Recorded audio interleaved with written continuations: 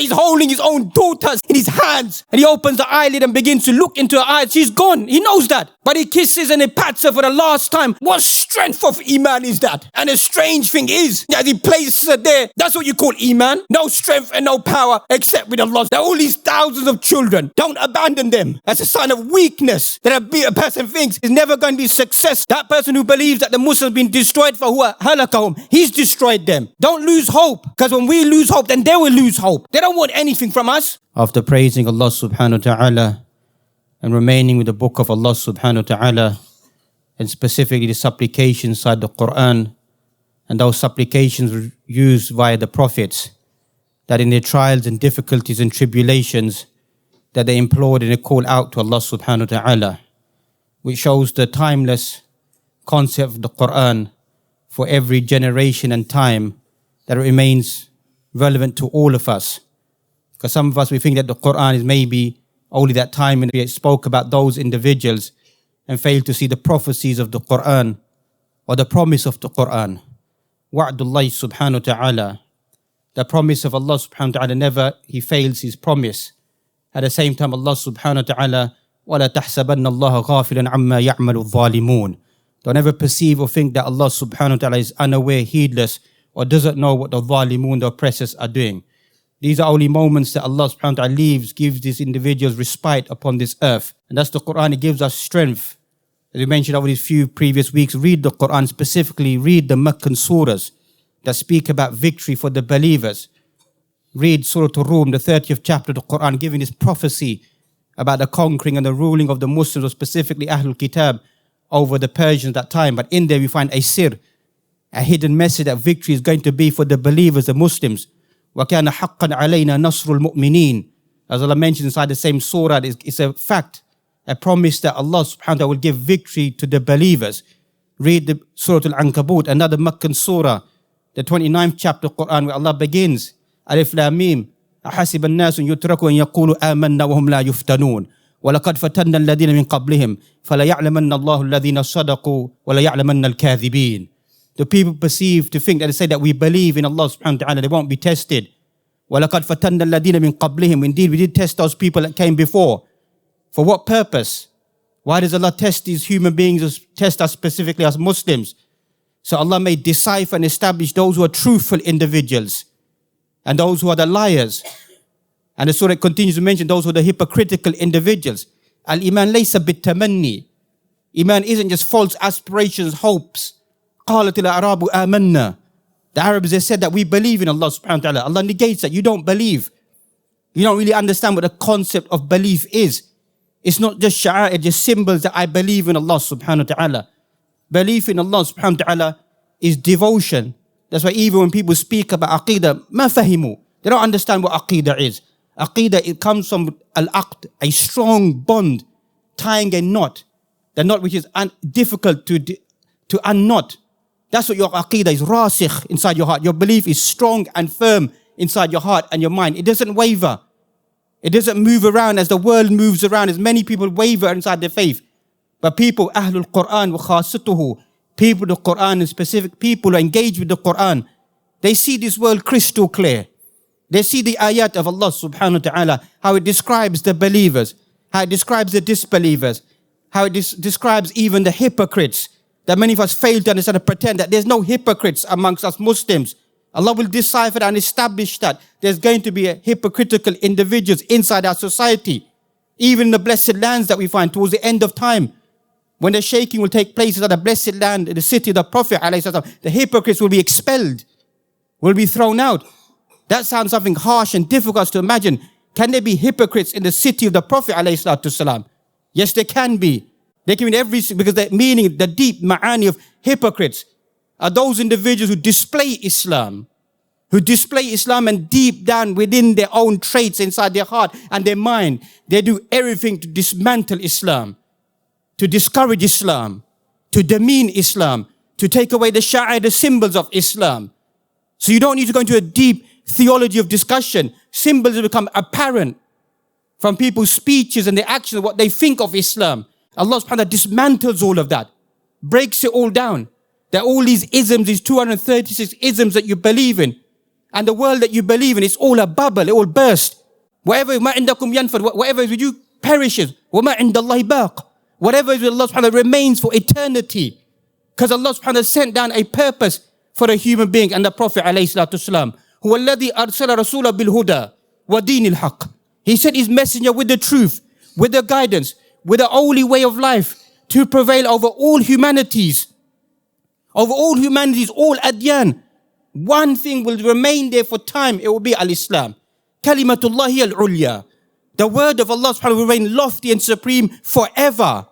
Forever it remains supreme. As we mentioned, these are just tilkal ayyamu nudawiluha bayna nas. These are just alternate days. We alternate between human beings. A few days that people may think, how long will it be? 50 years? 100 years? It won't be like the power of Islam, whereby the power of Islam for centuries. Centuries, the land of Palestine. Centuries we ruled over them, and everyone lived in a state of peace and contentment. They testify that to themselves, that the only time we were in a state of peace was under the Muslim rule. The Muslims treated us with great respect. Masjid al-Aqsa, it was a rubble. It was a trash site. Rubbish was thrown in Masjid al-Aqsa. It's only when the Muslims came, Umar al-Khattab came, that he cleaned it all up. That they said that some of the rubbish was so high they couldn't even see the brickwork of Masjid al-Aqsa. And he began to take it apart. This is the way that you show respect to the sha'a'ir, the symbols of Allah subhanahu wa ta'ala. And as we find that the Quran, we should use the Quran. The language of the Quran, the du'as inside the Quran are powerful. That's what we spoke about. Ayyub alayhi salam, when he called out to Allah, Anni masani ad-durru wa anta arhamur rahimin. In his suffering, in his hardship, he's imploring and calling to Allah subhanahu wa ta'ala. That's why the prophets are the examples, living examples for us. وَالرَّسُولُ فِيكُمْ. The messenger is amongst us today. He's living amongst us. What does it mean? He's living amongst us today. His sunnah, his teachings, his practical examples are living in front of us. You can pick up any book of hadith, any book of sunnah, and you can bring it from the beginning to the end. You find every single descriptive nature of the Prophet ﷺ has been mentioned. Even the way he defecated, he urinated, the way with his family members, the way he ate, he drank, he slept, he wept, he lived. It's all there. It's all there. How he fought, how he battled, how he made peace, how he liberated, how he conquered, how he ruled, how he forgave, how he pardoned. That's whom? That's the Prophet ﷺ. لَقَدْ كَانَ لَكُمْ فِي رَسُولِ اللَّهِ أُسْوَةٌ حَسَنَةٌ. In him you find the greatest example. The moral fiber that we Muslims, we revolve around. That's what we revolve around. We're beginning to lose hope with the world around us at the moment. But we will never lose hope with the Prophet ﷺ. As long as his sunnah remains, his teachings remain. That's why he prophesied, he spoke about. There will be a ta'ifa, ظاهرين على الحق. There will be a group of people who always be on the truth. And our people try to make ta'wilat. These are people of knowledge and people of understanding. That's a false claim. ظاهرين الحق are those individuals who are going to protect the precincts of everything that comes after this. Many of us, we still fail to understand. Why did Allah place most of the prophets inside that region? Why do certain narrations mention there's not a hand span or a foot span that we find? Illa that you find an angel has prayed there. Or a prophet has stepped there. Why did Allah subhanahu wa ta'ala take the Prophet before the night journey to the heavens? Take him to Masjid al-Aqsa and make him meet all the prophets to lead him inside their prayer. For what purpose? What purpose? To show the dominant force of this region. That we find the whole of Sham is a blessed region. Ardul Muqaddasa, Mubaraka. A blessed land, a blessed avenue, a blessed state is always going to be. Ulama speak about the barakat of this land. You can just throw a few seeds and you find fruits begin to grow inside this environment. That's how blessed this land is. And spiritually as well. A land of spirituality. That's why you find, وَكَذَلِكَ نُنْجِ الْمُؤْمِنِينَ. And likewise, we're going to rescue the believing individuals. And we understand the supplications inside the Quran. Today's supplication is looking at Yunus alayhi salam, which is a timeless supplication. That dua that he made calling upon Allah subhanahu wa ta'ala is for every single Muslim, even today. That when we've oppressed ourselves, when we've driven ourselves away from the path of Allah subhanahu wa ta'ala, when we're striving, we're struggling, we're in difficulties, we're in hardship, we're in sins, we're in dhunub. We call upon Allah, La ilaha illa anta subhanak, inni kuntu min al-zalimin. Fastajabna lahu, وَنَجَّيْنَاهُ مِنَ الْغَمِّ وَكَذَلِكَ نُنْجِي الْمُؤْمِنِينَ. He made this implore to Allah subhanahu wa ta'ala, calling out to Allah subhanahu wa ta'ala. As we mentioned, this is how the prophets understood their relationship with Allah subhanahu wa ta'ala. Not like us, it's far away. Their relationship was close to Allah subhanahu wa ta'ala. وَكَلَّمَ اللَّهُ مُوسَى تَكْلِيمًا. Allah spoke to Musa alayhi salam. Look at that love Allah shows to Musa alayhi salam. Mount Tur that we find. Calling Musa alayhi salam to that location. Telling him to come there. He says to his family, I'm going to leave you here. I see a qabas min an-nar. I see a flame, a strand of the fire on the top of the mountain. Let me go there, take a strand from that fire, bring it back, and use it as a form of heat. He doesn't know what the qasd, what the intent is to come to that mountain. When he comes to that mountain, who does he meet? Who speaks to him? إِنَّنِي أَنَّ اللَّهُ لَا إِلَهَ إِلَّا أَنَا فَاعْبُدْنِي وَأَقِمِ الصَّلَاةَ لِذِكْرِي. He speaks to Allah subhanahu wa ta'ala. Allah speaks to him. وَكَلَّمَ اللَّهُ مُوسَى تَكْلِيمًا. Allah spoke directly to Musa alayhi salam. إِنَّنِي أَنَّ اللَّهُ لَا إِلَهَ إِلَّا أَنَا فَاعْبُدْنِي. Gave him this message to Musa alayhi salam. It's me, the one and only. Allah subhanahu wa ta'ala. Worship me. Establish the prayer for my dhikr. That's we find that as-salah is ad-du'a. The whole of our salah is du'a ilallah. We understood what as-salah was. Then we wouldn't feel so tired and fatigued in the prolonging of the prayer. We wouldn't feel so upset about why is the imam reciting long verses inside the salah. Why is there excessive recitation inside the salah? Why is this dua taking place inside the salah? As Ibn Taymiyyah mentioned, that if you want to speak to Allah subhanahu wa ta'ala, read the Quran. And if you want Allah to speak to you, then listen to the Quran. That's what it should be, the shu'ur that Allah subhanahu wa ta'ala is now speaking to me. And that's the dua of Ayyub alayhi salam that we find inside Surah Al-Anbiya. As we mentioned, the previous dua from Ayyub is also inside Surah Al-Anbiya. This Meccan surah speaking, some of the ulama of tafsir, they mention that this is from Al-Itaq al-Awwal. This is from the old surahs. From the old surah, that Surah Al-Anbiya is speaking about the prophets. As we mentioned, and a string of prophets is mentioned. And then we find that Yunus alayhi salam is mentioned inside this surah. Yunus has a whole surah. The 10th chapter of the Quran, a whole surah is named after Yunus alayhi salam. Likewise, at Surah Al-Safat, a discussion begins to take place about Yunus alayhi salam. Ibn Kathir inside his tafsir begins to describe who Yunus ibn Matta. That this individual, he was sent to the city of Nainawa, a village or qarya called Nainawa inside the land of Mosul, al-Iraq at the moment, contemporary Iraq. That's where he sent to his people to preach to his people, to give da'wah to his people, to call them to the oneness of Allah subhanahu wa ta'ala. In a hadith, the Prophet as I mentioned, don't let one of you say, Ana khayru min Yunus ibn Matta faqad kadhaba, in a hadith of Sahih al-Bukhari. Don't let one of you say that I'm better than Yunus ibn Matta, I'm better than this individual. Ulama begin to dissect and speak about this hadith. What does it mean? What is the Prophet trying to highlight about this individual? He's saying that he's giving preference because the Prophet was a humble individual. Even though everybody knows, all the prophets know, the whole of humanity knows that the best individual, the best creation of Allah subhanahu wa ta'ala is the Prophet alayhi salatu wasalam. وَلَكِنْ مِنْ بَابِ التَّوَاضُعِ. From humility, he gives Yunus ibn Matta this privilege, gives him his honor, gives this rank to him. That's how the Quran describes the messengers. تِلْكَ الرُّسُلُ فَضَّلْنَا بَعْدَهُمْ عَلَى بَعْدٍ. These are the messengers who gave each one of them a different preference over one another. But the best of them, without a shadow of a doubt, is none other than the Prophet sallallahu alayhi wasallam. وَذَنُّونِ ذَهَبَ مُغَاضِبًا. That he went in the Sahibul Hut, as you find described inside Surah Noon. Noon wal qalam. Some of the ulama go to view that Noon, harf Noon, is speaking about al-Hut, is another name of the whale. Where it goes to the Noon, goes back to Yunus alayhi salam. That is surah, the end of this surah is speaking about Yunus alayhi salam. وَذَنُّونِ إِذْ ذَهَبَ مُغَاضِبًا. When Yunus alayhi salam went left in a state of anger, some of the ulama begin to mention he wasn't angry with Allah. He was angry with his people. That's why Anbiya, prophets, don't get frustrated with Allah. Unlike some of us Muslims today. And even I hate to use such words, this frustration that we have. Frustration with Allah subhanahu wa ta'ala. Prophets don't think like that. They don't have that lexicon inside their mind. Unlike many of us that we have this frustration that we have inside our lives. Even the way that we implore, we call upon Allah subhanahu wa ta'ala. He was in a state of anger regarding his people. Called these people to respond. Then he made that decision to leave his people. and to walk away from Ibn Kathir that he mentions. As we find Allah mentions in the Quran, وَإِنَّ يُونُسَ لَمِنَ الْمُرْسَلِينَ. Indeed, Yunus is from amongst the prophets. إِذْ أَبَقَ إِلَى الْفُلْكِ الْمَشْحُونِ. He left these and fled them, and he went to the overloaded ship. And because he joined them inside the ship, they said there's so much of a burden inside the ship. We need to overload the ship, unload the ship, take some people off the ship. فَسَاهَمَ فَكَانَ مِنَ الْمُدْحَضِينَ. They began to throw lots. To who should we throw off out of the ship?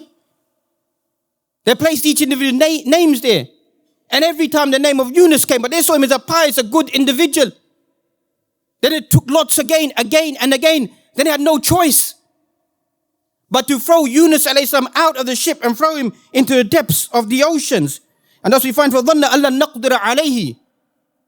He thought that Allah subhanahu wa ta'ala is not going to catch me. He's not going to be able to bring me to accountability. Allah is going to keep me inside the belly of the whale. Ibn Ashur goes to the view, he thinks that he's never going to come out. And that's why he makes that deep supplication, because he thinks, I'm never going to come out of this state I'm in. So I need to make this sincere dua to Allah subhanahu wa ta'ala. فَالْتَقَمَهُ الْحُوتُ وَهُوَ مُلِيمٌ. The whale, it covered him, engulfed him.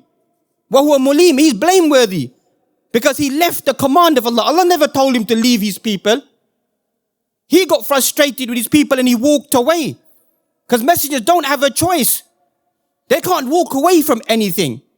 They've been programmed by default to preach the deen of Allah subhanahu wa ta'ala. They can't pick and choose when to be Muslims, that some of us we do. We pick and choose that now I'm going to be a strong Muslim. Now I'm going to be an activist. Now I'm going to do this. Now I'm going to do that. By default, every single day is a struggle. The struggle begins with Salatul Fajr in the morning. That's what it begins with. That's the beginning of the Muslim. That's the beginning of the strength of the Muslim. He's waking up in the morning. His remembrance of Allah in the morning. His adhkar inside the morning. That's what gives strength. That's what Shaykh Ibn Taymiyyah used to say, this is my ghada, this is my food. This is food for my soul. He said, that's what gives me the strength when I wake up in the morning, when I go out, to face all the different challenges.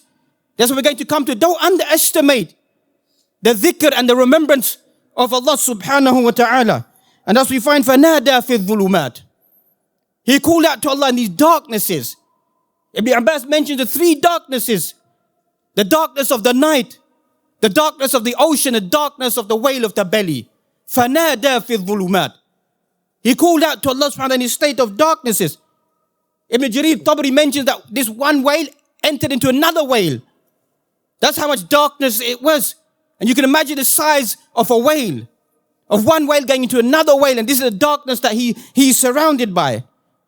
Other traditions that we mentioned, just to give us a concept of the state of Yunus alayhi salam, they mention he thought he was dead. And he began to kick his legs inside the belly of the whale and discovered that he's alive. He began to prostrate and pray there. He said, Ya Allah, I'm praying in a location where no one has possibly ever prayed. I'm praying in the belly of the whale in the depths of the ocean. And the whale went all the way to the bottom of the ocean. Some ulama tafasir that they mentioned that he said, I could hear the stones. I could hear the sand, the rubble there, praising and glorifying Allah subhanahu wa ta'ala. That's how deep I went into the depths of the ocean. Some ulama have mentioned, Allah ilaha illa anta subhanak inni kuntu min al-zalimin. Allah ilaha illa anta. The proclamation of Tawheed. As Ibn Taymiyyah in his Risala speaking about this dua, decoding this dua, lists all the ayat or certain ayat speaking about the oneness of Allah subhanahu wa ta'ala. وَمَنْ يَدْعُ مَا اللَّهِ إِلَهًا آخَرٍ. Whoever calls ilah besides Allah subhanahu wa ta'ala, no success for that individual. وَلَا تَدْعُ مَا اللَّهِ إِلَهًا آخَرٍ. Don't call others besides Allah subhanahu wa ta'ala. Allah mentioned inside the Quran, أُدْعُونِي أَسْتَجِبْ لَكُمْ. Call upon me and I'll respond to you. وَيَسْتَجِيبُ الَّذِينَ آمَنُوا وَعَمِلُوا الصَّالِحَاتِ. Allah responds to those individuals who believe and carry out righteous actions. Other ayat he begins to mention.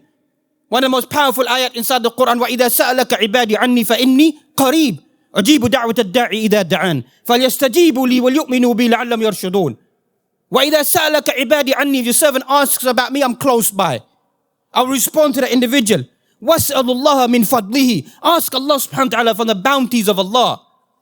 Ask Allah subhanahu wa ta'ala. As we find in the hadith of Ibn Abbas, وَإِذَا سَأَلْتَ فَاسْأَلِ اللَّهِ. وَإِذِ اسْتَعَنْتَ فَاسْتَعِنْ بِاللَّهِ subhanahu wa ta'ala. He said, if you ask, only ask Allah. If you seek aid and assistance, then only ask it from Allah subhanahu wa ta'ala. Another hadith, we find أفضل الذكر لا إله إلا الله. The best dhikr is لا إله إلا الله. وأفضل الدعاء الحمد لله in Sunnah of Imam Tirmidhi. The best dhikr is لا إله إلا الله. To make of Allah subhanahu wa ta'ala. Subhanak. Ibn Taymiyyah says that removing any form of false attribution and naqs wa naqa'is ila Allah subhanahu wa ta'ala. Any deficiency, any evil or wrongdoing, to remove that from Allah subhanahu wa ta'ala. And then he mentions the importance of tasbih and tahleel. فَلَوْلَا أَنَّهُ كَانَ مِنَ الْمُسَبِّحِينَ. If he hadn't been previously one of those individuals who praised and remember Allah subhanahu wa ta'ala. Thus we find that praising and remember Allah in times of hardship is good. But what's better than that? In times of goodness. In times of goodness, you remember Allah subhanahu wa ta'ala, your voice remains there with Allah subhanahu wa ta'ala. That's if he had not been amongst those people who praised Allah subhanahu wa ta'ala in good times, we'd have left him inside the belly of the whale. But because he used to praise and make remembrance of Allah subhanahu wa ta'ala, لَلَبِثَ فِي بَطْنِي إِلَى يَوْمِ يُبْعَثُونَ. He remained inside the belly of the whale until the day of resurrection would have been the state of this individual. إِنِّي كُنْتُ مِنَ الظَّالِمِينَ. He acknowledges this, that I'm amongst the wrongdoers. What did I do wrong inside my life? I disobeyed Allah subhanahu wa ta'ala. I walked away from the commandments of Allah. I should have stayed there with my people. I made my own decision to abandon them. To abandon them. Abandon them. Don't abandon the Muslims. Don't abandon them. That's a sign of weakness. That a person thinks, as we began with, is never going to be success for the Muslims. That person who believes that the Muslims have been destroyed for huwa halakahum, he's destroyed them. A Muslim is an optimistic individual. Is a forthright thinking individual that victory is always for the Muslims. Always for these people. Always it will be victory. That's for always that Allah subhanahu wa ta'ala has promised. Don't lose hope. Because when we lose hope, then they will lose hope. They don't want anything from us. They want us to keep our hopes alive. Because hope is a great success for every single human being that we find. Imam Qurtubi mentioned that losing patience, abandoning his people without permission is a blame upon Yunus alayhi salam. And then Ibn Taymiyyah begins to discuss that a person, that when he makes his i'tiraf bidhunub, when he makes these sins inside his life, and then he repents to Allah subhanahu wa ta'ala, there's a long discussion. That what is the status of this individual? And many ulama go to the view that a person who lived a life of sins and disobedience and he repents becomes a more powerful, stronger individual. Becomes a stronger individual. That's why some of the companions used to joke about their days of Jahiliyyah, speak about them, about what they used to do inside their lives, what happened inside their lives, and what they are now. Great men like Umar al-Khattab, look at these individuals' personalities. Who would ever think this individual would be guided? They should say about Umar al-Khattab, they said that his himar, his donkey would become a Muslim, but we never see Umar al-Khattab ever becoming a Muslim. That's how evil they thought he was. His donkey would become Muslim, he would never become a Muslim. But there was something inside his heart. Khalid ibn Walid, the only individual who came close to the Prophet ﷺ and made that damage on his blessed face, a strike breaking his tooth, a strike hit on his blessed shoulder. They said that he had 2 shields of armor on. He felt that pain for over a month, caused the Prophet ﷺ to fall into a ditch. This is Khalid ibn Walid, the only man to do that. To have the ability, strategic warfare to come and harm the Prophet ﷺ. And he's the same individual when he enters into Islam. Same individual, Allah, the Prophet ﷺ gives him this title that he's Sayfullah, he's the sword of Allah. That every individual, every battle, everybody wanted to be under the shade of Khalid ibn Walid. Because they knew that when he goes out, he's the most ferocious fighter. He's the most tactical fighter an individual is. But Umar al-Khattab is an individual who wants to show us what belief is. He wants to show us what belief is. So he told him to remove him from his position. For what purpose? So people don't begin to rely upon Khalid ibn Walid. So people don't begin to rely upon him to take away any concept of any type of shirk or belief inside people. Told him to remove him from his location. And Khalid ibn Walid is given that instruction.